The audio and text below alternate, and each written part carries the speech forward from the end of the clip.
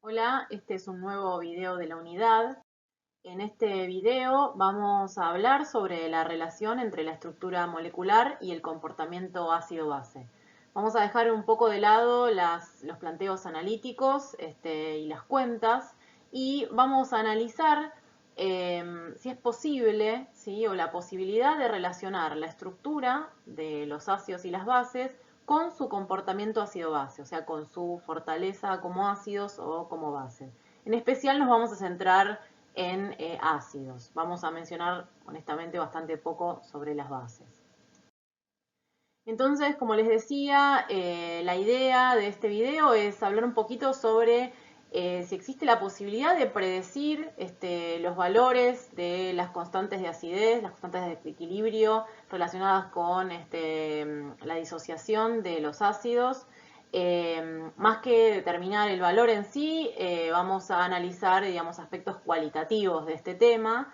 Y lo que vamos a ver que este tipo de análisis es posible establecerlos para familias de ácidos, ¿sí? O sea, para grupos de moléculas o de especies que tengan alguna relación entre sí. Entonces, la idea es ver qué factores están relacionados con la determinación de una constante de acidez o con el equilibrio de disociación de este ácido. Por ejemplo, uno de los aspectos muy importantes es la estabilidad, ¿sí? La estructura de este ácido y la estructura del anión, la posibilidad, por ejemplo, que tenga el anión generado para estabilizar, ¿sí? La carga negativa o las dos cargas negativas en el caso de que que tenga dos cargas negativas. Por otro lado, también dependerá de la solvatación, ¿sí? Cómo están solvatadas cada una de las especies, ya sean neutras o cargadas. Y como les comentaba, es posible establecer este análisis del tipo cualitativo en familias de ácidos, ¿sí? Por ejemplo, para los ácidos de un mismo elemento, o qué es lo que pasa a lo largo de un periodo, ¿sí? O qué es lo que pasa a lo largo de un grupo. De manera equivalente a como hicimos en la unidad 2 para analizar propiedades periódicas, por ejemplo. Entonces, una de lo primero, digamos, para poder analizar estos aspectos que van a tener que ver con la energía y con factores relacionados con el delta G, ¿sí? O sea, utilizamos el vínculo que hay entre la energía libre y la constante de equilibrio, y en ese punto, podemos relacionar todos estos aspectos que les comentaba con la entalpía, ¿sí? También, o sea, los factores entálpicos. También hay factores entrópicos, pero son más complicados de analizar en este nivel, digamos, en el nivel que vamos a analizar este tema. Entonces, estas contribuciones energéticas, estas contribuciones entálpicas, bueno, están vinculadas, como les decía, con la interacción entre el solvente. Desde ya hablamos de agua, como venimos comentando, es el solvente en el cual estamos analizando los equilibrios, o sea, las interacciones con el ácido, las interacciones con el anión, con los iones cargados. Esas son algunas de las contribuciones a tener en cuenta.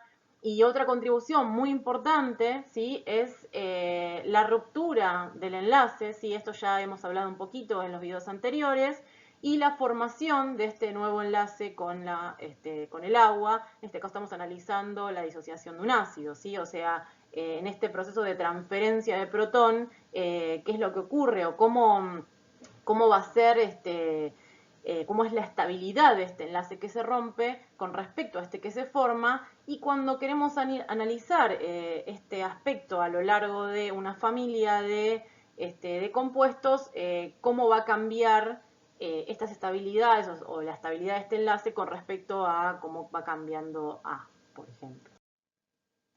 Entonces, básicamente, digamos, en líneas generales, el objetivo sería decir, bueno, ¿cómo puedo analizar las contribuciones, las distintas contribuciones a la energía libre para poder analizar ¿sí? O sea, dado el vínculo que tiene con la constante de equilibrio, con la constante de acidez, poder analizar estas contribuciones para poder predecir o para poder explicar por qué tendencias en la acidez en para determinadas especies. Bueno, entonces para determinar la energía libre de este proceso, lo que vamos a hacer es, o lo que podemos hacer es plantear un ciclo adecuado, esa era la estrategia, y para el ciclo, algunas de las contribuciones que podemos tener en cuenta son estas que están acá, ¿sí? Por ejemplo, la energía libre de solvatación de las distintas especies, energía de unión, ¿sí? Considerando que va a haber ruptura de enlaces, energía de ionización, porque desde ya que vamos a estar generando especies con carga positiva, cationes, energía de unión electrónica, porque vamos a estar generando aniones. Este es el ejemplo del ciclo que podemos plantear utilizando los datos que les mencionaba anteriormente. Acá estos son el detalle de cada una de las reacciones involucradas en el ciclo y como les mencionaba, digamos, el objetivo es analizar tendencias o explicar tendencias de acidez. Entonces, para una familia de compuestos, ¿sí? Para una familia de átomos, o sea, de As, no necesariamente todos los pasos van a implicar una contribución que pueda explicar la tendencia de acidez. Puede ser que sea solamente alguno de ellos. Bueno, vamos a empezar analizando las tendencias de acidez para distintos grupos o familias de ácidos. El primer ejemplo son los ácidos binarios, ¿sí? Los ácidos binarios tienen esta fórmula que está acá, que es HNA. Ejemplos que ustedes ya conocen de ácidos binarios son el ácido clorhídrico y el ácido sulfídrico. Y podemos ver de manera general como si analizamos una porción de la tabla periódica, por ponerlo de alguna manera, podemos ver cómo en el mismo periodo, ¿sí? Para el nitrógeno, oxígeno y flúor, la tendencia de acidez crece hacia la derecha. Vemos cómo el ácido fluorhídrico, ¿sí? Es un ácido débil, su constante es 10 a la menos 4. El agua es un ácido mucho más débil, o sea, es una especie que la consideramos neutra. Y el amoníaco, ya lo vamos a ver en detalle más adelante, es una base, pero el amoníaco como ácido, ¿sí? Es un ácido sumamente débil. Su constante es del orden de 10 a la menos 30. Por otro lado, podemos ver en el grupo cómo descendiendo en el grupo aumenta la acidez de las especies, ¿sí? Por ejemplo, para el ácido fluorhídrico, como decíamos recién, es un ácido débil cuya constante es 10 a la menos 4, y del cloro para abajo en los halógenos, ácido clorhídrico, bromídrico y iodídrico, son ácidos fuertes. Bueno, entonces vamos a ver con un poquito más de detalle cómo podemos explicar la tendencia en la acidez en los ácidos binarios en el periodo. Antes de seguir, como les mencionaba recién, para tener en cuenta cómo es el comportamiento del amoníaco como ácido, ¿sí? Planteamos la disociación el equilibrio de disociación como esta especie como ácido y vemos que el amoníaco reacciona con agua para dar el ion hidronio y su base conjugada, que en este caso es el amiduro, ¿sí? Esta reacción de disociación del amoníaco como ácido tiene un pKa alto, ¿sí? Una constante de acidez del orden de 10 a la menos 30. Realmente es un ácido muy muy débil, luego ¿sí? Tenemos el agua que es una constante del orden de 10 a la menos 14, una especie que la consideramos neutra, y el ácido fluorhídrico que tiene una constante de acidez de 10 a la menos 4. ¿Sí? Es un ácido débil, pero es más fuerte, ¿sí? Que los anteriores. Entonces, bueno, volviendo al ciclo, nuevamente, como les comentaba, tenemos que ver cuál de los pasos, ¿sí?, del ciclo implican una contribución a la energía libre que permite explicar la diferencia de acidez. Y cuando analizamos de manera diferencial cada uno de los pasos, vemos que el que hace la diferencia es el de la energía de unión electrónica, donde vemos que en el caso del flúor, ¿sí?, ese valor es mucho mayor en módulos, ¿sí?, es más negativo, y esto se puede explicar por la diferencia de electronegatividad que hay entre el flúor, el oxígeno y el nitrógeno. Con esto podríamos explicar, digamos, esta mayor estabilidad del anión con respecto a la especie neutra que lo origina. Otro de los aspectos que nos permite analizar, si tomamos en cuenta la electronegatividad, cuanto más electronegativa sea el átomo, más polarizado estará este enlace, y entonces ese hidrógeno interactuará con la molécula de agua de manera más eficiente, con lo cual el proceso de transferencia de carga, de transferencia de protón, que nos permite explicar el comportamiento de HA como ácido, será, digamos, más eficiente, más favorable de manera comparativa con los otros ácidos. Y también una mayor electronegatividad, bueno, como comentaba, tanto como ocurre en gas, lo mismo con la especie solvatada, nos permite decir que ese anión va a poder estabilizar mejor la carga que para los otros ácidos. Vamos a analizar tendencias de acidez en el grupo. Para eso vamos a utilizar como ejemplo los hidrácidos de los halógenos, el ácido fluorhídrico, el ácido clorhídrico, el ácido bromhídrico y el ácido iodídrico, y lo que podemos ver que la fuerza del ácido, la acidez, crece conforme bajamos en el grupo. El ácido fluorhídrico es un ácido débil, tiene un pKa de 3,2, una constante de acidez del orden 10 a la menos 4, y del cloro para abajo, como ya lo saben y ya lo hemos mencionado, son ácidos fuertes, ¿sí? Acá se informa un valor de pKa, pero sabemos que son ácidos cuya disociación ocurre completamente. Si utilizamos nuevamente el ciclo para poder justificar, ¿sí?, esta tendencia de acidez, observamos que el paso que corresponde a la energía de unión es el que nos permite explicar esta diferencia de acidez. La diferencia que hay en la energía necesaria para romper este enlace es la mayor contribución para explicar la diferencia de acidez. Vemos que a medida que bajamos en el grupo, ¿sí?, que vamos del flúor al yodo, esta energía es menor, y dependiendo de, digamos, la fuerza de este enlace, podemos explicar la acidez. O sea, cuanto mayor es la fuerza del enlace, ¿sí?, menos ácido, ¿sí?, más débil será ese ácido comparado con el resto de los ácidos de la familia. Antes de seguir adelante con el análisis de otros ácidos, otra familia de ácidos, vamos a mencionar algo que ya estuvimos comentando en los videos anteriores. Por ejemplo, para especies donde tenemos más de un tipo de hidrógeno, ¿sí?, lo que tenemos que saber, ¿sí?, o lo que seguramente nos vamos a tener que preguntar es si todos ellos son capaces de disociarse, si son capaces de llevar a cabo el proceso de transferencia de protón al interactuar con una molécula de agua, ¿sí? A estos hidrógenos, ¿sí?, los hidrógenos que sean los que se disocien, se los denomina hidrógenos ácidos o hidrógenos acídicos.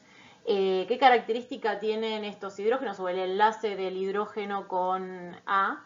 Es que bueno, están enlazados a átomos electronegativos, como pueden ser oxígeno, flúor, bromo, nitrógeno, azufre.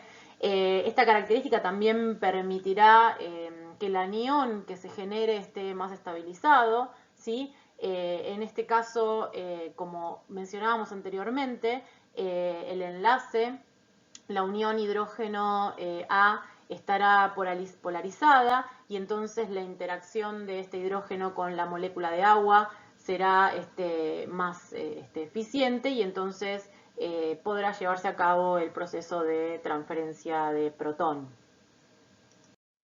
Acá vemos algunos ejemplos, ¿sí? O sea, de dos especies diferentes, de dos ácidos, en las cuales tenemos que identificar los hidrógenos acídicos. Acá tenemos el ácido hipofosforoso, ¿sí? Fíjense, si solamente miramos cuál es la fórmula del ácido, es H3PO2, ¿sí? Entonces, a priori, si no analizamos, digamos, su estructura, no es posible decir cuáles de estos hidrógenos serán acídicos, cuáles de estos hidrógenos se disociarán. Cuando, digamos, es importante saber cómo es la estructura, cómo es la conectividad de cada uno de los átomos. Bueno, la información que tenemos es que la molécula, ¿sí?, es como está acá. Y por otro lado tenemos otro ejemplo, que es el ácido acético, es un ácido orgánico que ya a esta altura lo conocen bien. Y nuevamente, ¿sí?, si miramos únicamente la fórmula, vemos que tenemos H3COOH, o si pusiéramos agrupados los hidrógenos sería CH4CO2, ¿sí? Entonces también, nuevamente, ¿cómo hacemos para saber cuál de ellos será el hidrógeno que se disocie? O sea, es importante tener la información de cómo es la estructura de la molécula. Bueno, en cuanto al ácido fosforoso, vemos que dos de los hidrógenos, ¿sí?, van a estar unidos al átomo de fósforo y uno de ellos va a estar unido al átomo de oxígeno. Entonces, en este caso, utilizando lo que les mencionaba anteriormente, vemos que el enlace que va a estar polarizado y el hidrógeno que va a ser susceptible a disociarse, ¿sí?, es este que está acá. Y la reacción, ¿sí?, la reacción de disociación del ácido hipofosforoso es esta que está acá, ¿sí?, que, bueno, la reacción del ácido con agua para dar hidronio y el correspondiente anión. Acá, digamos, de manera siempre es útil, por más que es una escala relativa y sabemos que tiene limitaciones, es importante, digamos, tener en cuenta los valores de la electronegatividad y ven cómo hay una gran diferencia entre lo que es el oxígeno y el fósforo, ¿sí? Y hay una equivalencia entre la electronegatividad del carbono y el fósforo, ¿sí? Bueno, con el otro ejemplo que es el ácido acético, ¿sí? También la disociación del ácido acético a esta altura ya la conocen. Y nuevamente tenemos estos tres hidrógenos unidos al átomo de carbono, ¿sí? Si analizamos la electronegatividad, la diferencia de electronegatividad es muy poca, ¿sí?, entre el carbono y el hidrógeno, o sea, son enlaces que están muy poco polarizados. Pero por otro lado, si analizamos la diferencia de electronegatividad entre el oxígeno, ¿sí?, y el hidrógeno, vemos que este es el enlace que va a estar polarizado y con lo cual este va a ser nuestro hidrógeno acídico. Bueno, vamos a seguir ahora con otro grupo de ácidos, otra familia de ácidos, para poder avanzar en el análisis de las tendencias de acidez en función a la estructura molecular, la estructura de las distintas familias. Entonces, lo que tenemos acá son los oxoácidos, ¿sí? Los oxoácidos tienen esta fórmula general donde tenemos a P, que nos indica el número de grupos oxo, oxígenos unidos al átomo central con doble enlace, y Q indicaría el número de grupos OH, ¿sí?, unidos al átomo central. Típicamente los elementos que nos dan lugar o que observamos oxoácidos o conocemos oxoácidos son de los elementos del grupo 15, 16 y 17, o sea, nitrógeno, fósforo, azufre, los halógenos, de cloro para abajo. Y en función a lo que conversábamos recién, podemos ver que el enlace que va a disociarse, o sea, el hidrógeno que va a transferirse, experimentar una reacción de transferencia de protón, es el que está unido al oxígeno, ¿sí?, del grupo OH. ¿Qué características, sí, o qué factores tenemos que tener en cuenta para analizar las tendencias de acidez en los oxoácidos? O sea, ¿qué factores influyen en la acidez? Bueno, por un lado tenemos la estabilidad del anión, ¿sí? O sea, cómo esta carga negativa, por ejemplo, puede deslocalizarse en estructuras resonantes, ¿sí? O sea, cómo se estabiliza esta carga negativa, en el caso que sea una, pueden ser dos también, en el anión. Después también otro de los factores es, por ejemplo, para oxoácidos, ¿sí? Que tengan la misma fórmula y que lo que cambie sea el elemento X, vamos a tener uno de los factores a tener en cuenta es la electronegatividad de este átomo, ¿sí? Entonces, cuanto mayor sea la electronegatividad, mayor será la acidez. Después lo vamos a ver con más detalle con un ejemplo. Y el otro factor a tener en cuenta es la cantidad de grupos oxo. También el grupo oxo, al ser un grupo atractor de electrones, estabiliza al anión formado. Entonces, cuanto mayor número de grupos oxo tenga la especie, más ácida será. Bueno, vamos a ver todo esto que les comentaba con un ejemplo, ¿sí? Con ejemplos. Vamos a ver los oxoácidos de los halógenos, ¿sí? Con estado de oxidación +1, ¿sí? Este sería el caso de oxoácidos de igual fórmula, en el caso de los halógenos, ¿sí? El H halógeno O. Y lo que vemos, si acá tenemos el ácido hipocloroso, el ácido hipobromoso y el ácido hipoyodoso, ¿sí? O sea, la fórmula es exactamente la misma para los tres. Pero ¿qué cambia? ¿Sí? Cambia la identidad de X. Si analizamos la electronegatividad disminuye, ¿sí? Conforme bajamos en el grupo, ¿sí? El cloro es mayor que el bromo y es mayor que el yodo, con lo cual digamos, el enlace va a estar más polarizado en el caso de el enlace de este hidrógeno acídico, ¿sí? O sea, tenemos un solo hidrógeno, es el único hidrógeno para analizar, va a estar más polarizado en el caso del cloro que el bromo y que del yodo. Y entonces vemos como hay una tendencia de acidez, ¿sí? El pKa es menor, o sea, la constante de acidez es mayor para el cloro que para el bromo que para el yodo, ¿sí? Ahí vemos que, bueno, cuanto la acidez es mayor, cuanto mayor es la electronegatividad del elemento que estamos analizando. El otro ejemplo de oxoácidos, ¿sí? Para poder discutir los factores a tener en cuenta, son oxoácidos de igual X, ¿sí? O sea, para el mismo elemento, o sea, un grupo de oxoácidos, pero de distinto estado de oxidación. Y nuevamente vamos a utilizar los halógenos, ¿sí? O sea, recordemos que del cloro para abajo los halógenos pueden adoptar estados de oxidación positivo, +1, +3, +5 y +7. Y para cada uno de los estados de oxidación tendremos el correspondiente oxoácido. Entonces, en este caso, la fórmula sería, variaría el número de oxígenos implicados en grupo oxo, ¿sí? Y tenemos un solo grupo OH. En este caso estaríamos hablando del ácido hipocloroso, el ácido cloroso, el ácido clórico y el ácido perclórico, ¿sí? El ácido perclórico ya lo hemos mencionado en los videos anteriores, sabemos que es un ácido fuerte. El ácido clórico también es un ácido fuerte. El ácido cloroso, fíjense que es un ácido fuerte, perdón, un ácido débil, pero está en el límite de lo que utilizábamos como parámetro para indicar a partir de este pK los ácidos podían considerarse fuertes y mayor a este pK los ácidos los consideramos débiles. Y el ácido hipocloroso es un ácido débil. Entonces, ¿qué podemos ver? Que la acidez aumenta a medida que aumenta el estado de oxidación, ¿sí?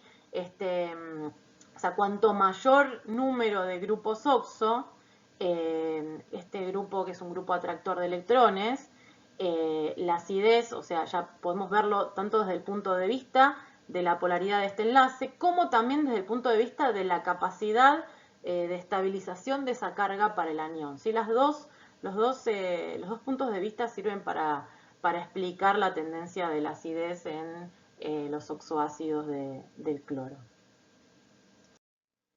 Bueno, el otro ejemplo que también queremos discutir es el caso de los ácidos carboxílicos. ¿Sí? Ya también los hemos mencionado, ustedes han ya realizado varios problemas con el ácido acético, ¿sí? Y qué factores tenemos que tener en cuenta para explicar la acidez de estos ácidos, ¿sí? Bueno, la capacidad que tengan de, por ejemplo, si nosotros comparamos el ácido acético, ¿sí? Un ácido orgánico que tiene el grupo OH, ¿sí? Que va a ser un grupo con un hidrógeno acídico, en comparación con otra especie que es el alcohol, el etanol, que también tiene un OH, o sea, también tiene un grupo, un hidrógeno acídico, ¿sí? O sea, acá tenemos el ácido acético y el etanol, ácido acético y etanol. Los dos tienen un grupo OH, los dos tienen un hidrógeno acídico. ¿Cuál de los dos será más ácido? Bueno, en este caso tenemos que analizar la estabilidad del anión generado, ¿sí? De la base conjugada, y va a ser mucho mayor en el caso del ácido acético, dado que es más estable, o sea, esa carga negativa puede estabilizarse mucho más eficientemente que en el caso del etanol.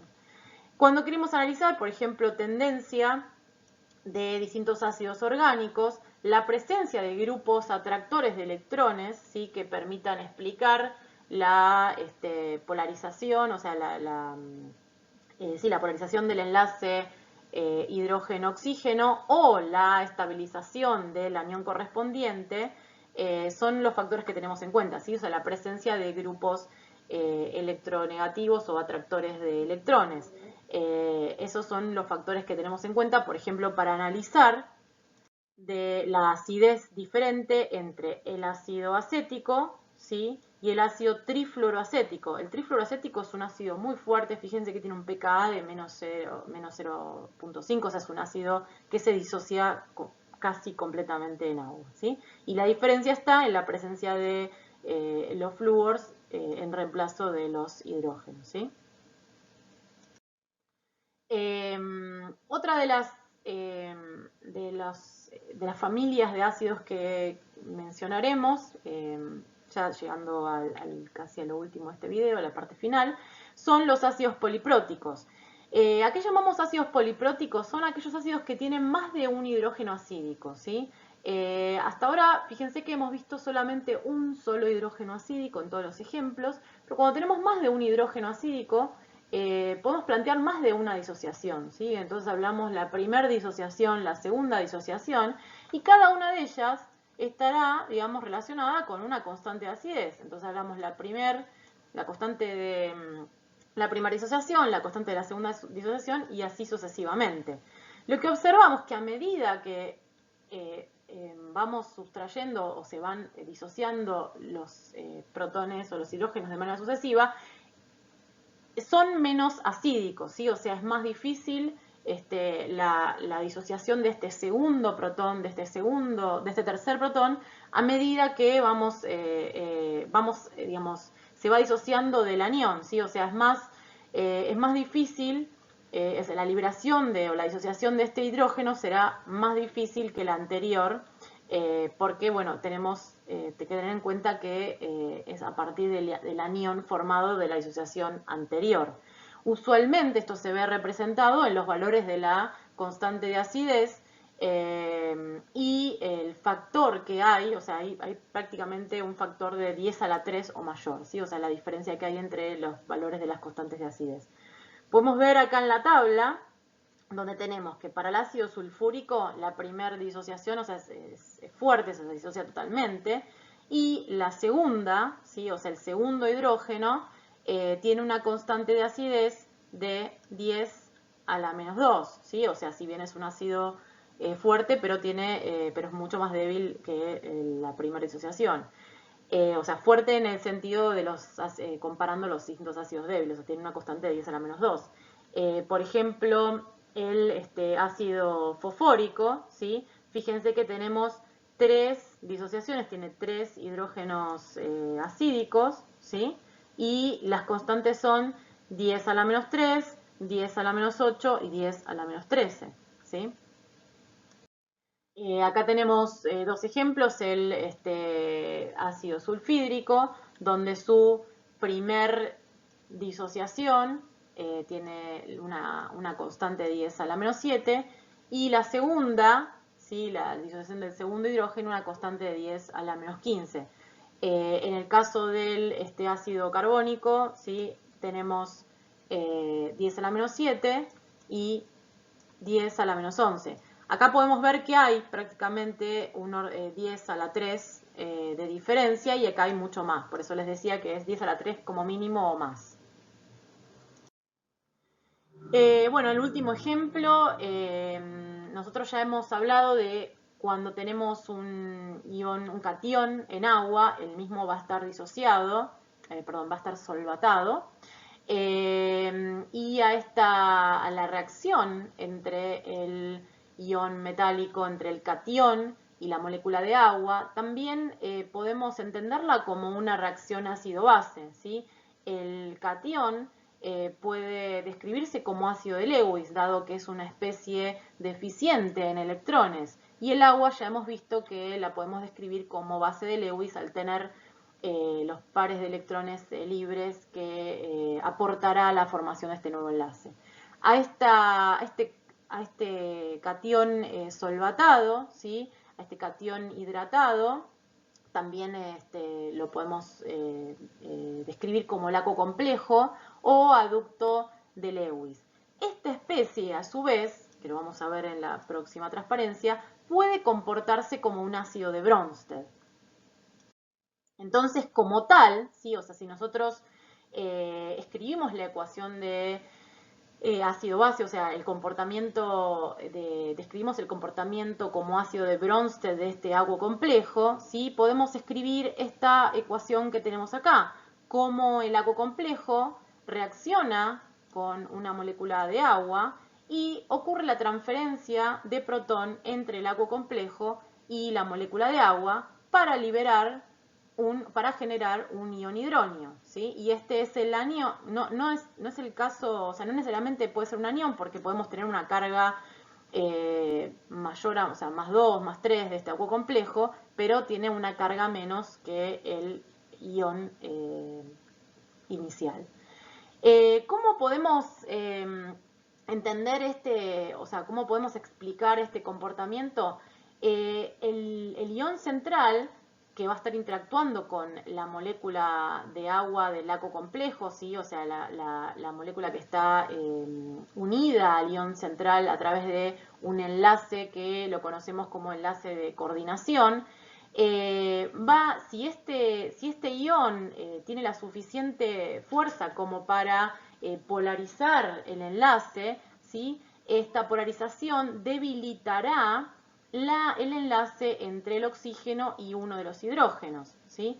Y entonces este hidrógeno podrá interactuar de manera eficiente con la molécula de agua del solvente.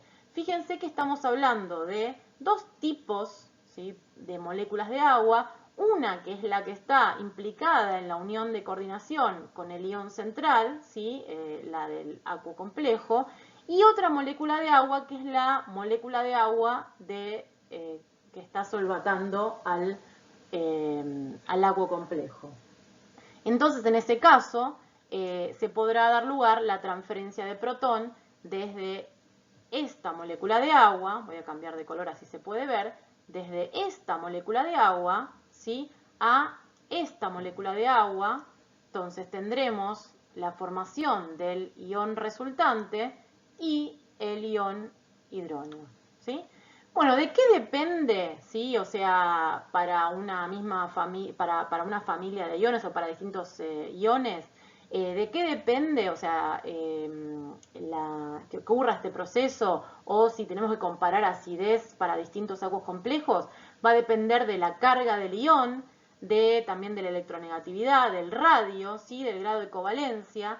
Entonces, esta polarización del enlace entre el ion central, entre el ion metálico, entre el catión y la molécula de agua que está unida mediante enlace de coordinación, va a depender, por ejemplo, de la carga y del radio del catión, del radio iónico. Cuanto mayor sea la carga y cuanto menor sea el radio de ese ion, más fuerte será esa polarización, más eficiente será la polarización y más debilitado, digamos, más polarizado va a estar ese enlace entre el oxígeno y el hidrógeno, y entonces más acídico será esa especie, más acídico será ese acuo complejo. Por ejemplo, acá vemos la reacción, ¿sí? O sea, cómo podemos establecer, escribir la reacción de ionización, de disociación de el acuo complejo de la especie de hierro 3. Vemos cómo la escribimos de manera análoga, como escribimos la disociación para cualquier ácido de Bronsted, y acá está la expresión de la constante de acidez y el valor que es aproximadamente del orden 10 a la menos 3. Bueno, ya por último, para resumir, este esquema resume algunos de los aspectos más importantes que discutimos para explicar tendencias de acidez para familias de ácidos, ¿sí? Vimos que, por ejemplo, para los ácidos binarios, cuanto mayor es la polaridad del enlace HA, más fuerte será ese ácido, y es un efecto que predomina para analizar acidez en familias del mismo periodo, ¿sí? Pero por otro lado, también podemos ver que cuanto más débil sea el enlace HA, más fuerte será el ácido, ¿sí? O sea, cuanto más débil sea el enlace HA, más fuerte será ese ácido, y ese es un análisis que lo utilizamos para analizar tendencias de acidez en el mismo grupo. Por otro lado, para los oxoácidos vimos que cuanto mayor es el número de átomos de oxígeno, ¿sí? Unidos al átomo central, más fuerte es el ácido, ¿sí? Teniendo en cuenta que el grupo oxo es un grupo atractor de electrones. También para los oxoácidos vimos que para el mismo número de átomos de oxígeno, ¿sí? A mayor electronegatividad del átomo central, mayor será el carácter ácido del ácido en cuestión. Y finalmente, para los ácidos carboxílicos, vimos que la mayor acidez se da en el caso, por ejemplo, de la mayor estabilización o la mayor estabilidad relativa del anión que se forme a partir de la disociación de ese ácido carboxílico.